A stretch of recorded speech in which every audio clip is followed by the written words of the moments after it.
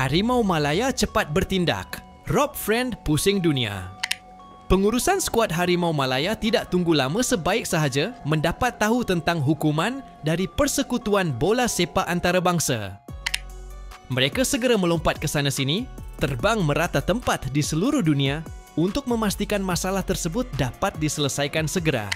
Ketua Pegawai Eksekutif Pasukan Kebangsaan, Rob Friend, memaklumkan beliau terpaksa turun padang ke beberapa negara demi berjumpa dengan pegawai FIFA.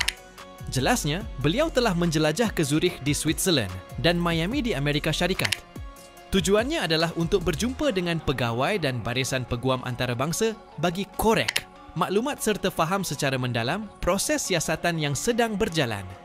Friend yang dilantik awal tahun ini untuk memimpin pembaharuan besar skuad negara turut menekankan bahawa penglibatan langsung beliau dalam isu ini hanya bermula setelah FIFA secara rasmi membuka siasatan terhadap Persatuan Bola Sepak Malaysia dan 7 pemain yang terlibat pada 22 Ogos lalu.